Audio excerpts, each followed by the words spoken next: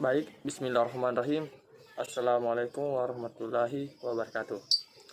Raditu billahi rabba wa bislami dina wa bi Muhammadin nabiyya wa rasulah. Rabbi shrah sadri wa yassir li amri wa hlul 'uqdatam min lisani yafqahu qawli.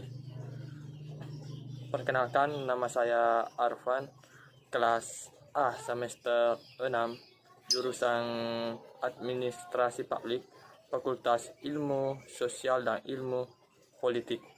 Jadi pada kesempatan kali ini saya akan menjelaskan tugas-tugas yang telah diberikan oleh dosen untuk mata kuliah ini.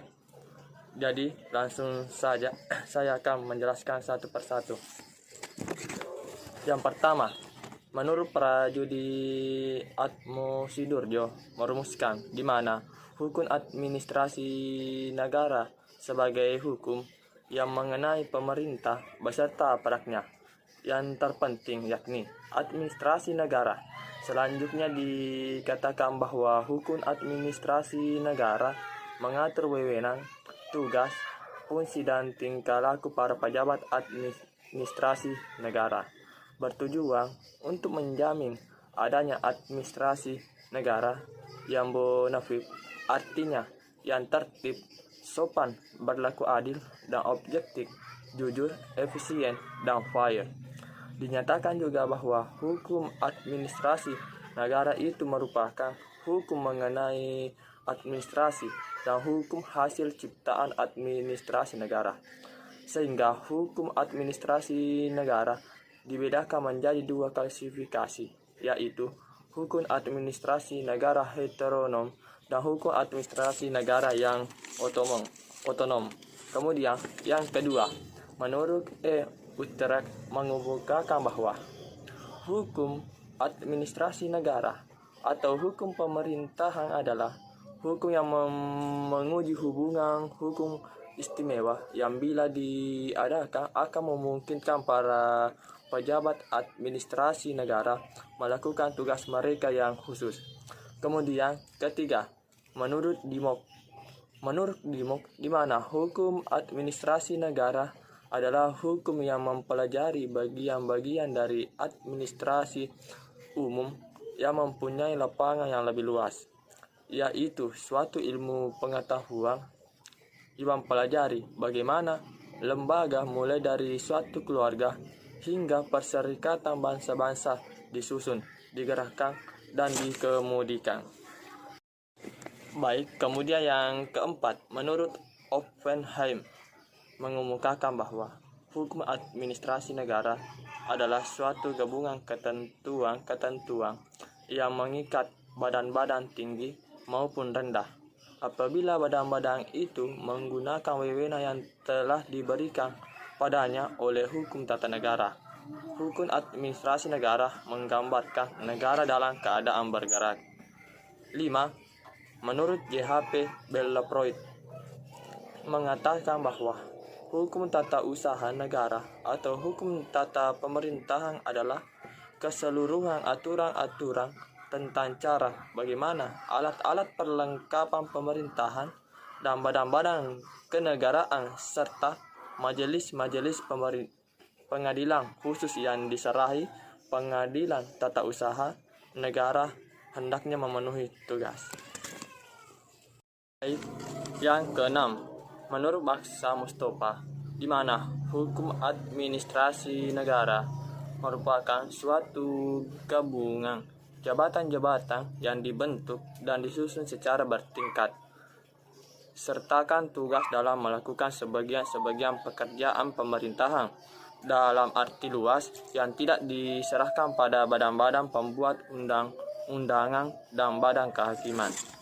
Kemudian yang ketujuh, asas legalitas merupakan suatu asas yang menentukan bahwa tidak ada perbuatan yang dilarang dan diancam dengan pidana jika sebelumnya perbuatan tersebut belum diatur terlebih dahulu dalam undang-undangan.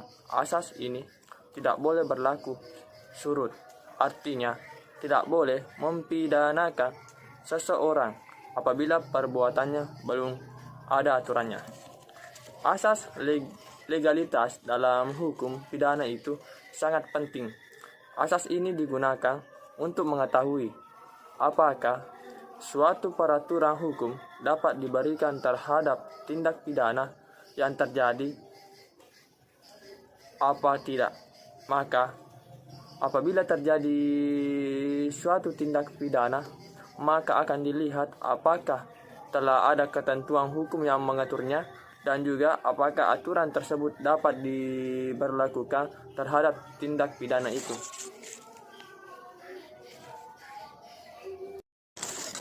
Ada 3 unsur yang terkandung dalam pengertian asas legalitas, yaitu 1. Bahwa tidak ada perbuatan yang dilarang dan diancam dengan pidana apabila perbuatan tersebut belum diatur sama sekali dalam suatu aturan. 2. Bahwa dalam menentukan adanya suatu perbuatan pidana tidak boleh menggunakan suatu analogi. 3. Bahwa aturan-aturan hukum pidana tidak boleh berlaku surut. Kemudian yang ke-8, asas diskresi. Dalam hukum administrasi negara, di mana asas diskresi ini merupakan kebebasan atau keleluasaan bertindak atas inisiatif sendiri guna menyelesaikan persoalan-persoalan penting yang aturannya belum ada dan tindakan tersebut harus dapat dipertanggungjawabkan. Penggunaan asas diskresi merupakan sarana bagi aparat pemerintah untuk melakukan terobosan-terobosan serta pemecahan-pemecahan masalah yang membutuhkan penyelesaian yang cepat dan belum ada aturan yang mengatur tentang hal tersebut. Kemudian yang ke-9, hubungan hukum tata negara dan hubungan administrasi negara, di mana pada mulanya hukum tata negara dan hukum administrasi negara itu sendiri merupakan satu cabang ilmu, di mana hukum administrasi negara dianggap sebagai pelengkap hukum tata negara. Hukum tata negara itu sendiri meliputi semua antara hukum yang bersifat fundamental, di mana maksud dari fundamental itu adalah negara dalam keadaan tetap atau tidak bergerak.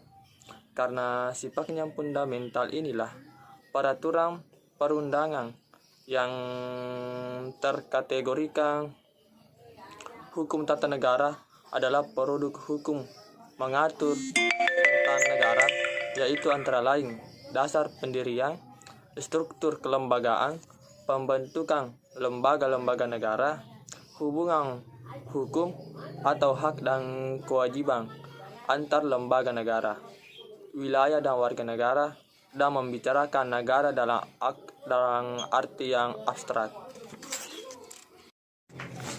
Kemudian, di mana hukum tata negara merupakan hukum yang mengatur tentang struktur organisasi dan badan negara, sedangkan hukum administrasi negara merupakan hukum yang mengatur tentang kewarganegaraan badan-badan negara secara praktis. Jadi, otomatis hukum tata negara itu mempunyai hubungan yang sangat erat dengan hukum administrasi negara, karena kedua-duanya saling melengkapi ketika ada sesuatu tugas yang ingin dilaksanakan. Mungkin cukup sekian yang dapat saya sampaikan mengenai tentang tugas hukum administrasi negara ini yang diberikan oleh dosen. Kurang dan lebihnya mohon dimaafkan. Billahi fisabilil haq, fastabiqul khairat. Assalamualaikum warahmatullahi wabarakatuh.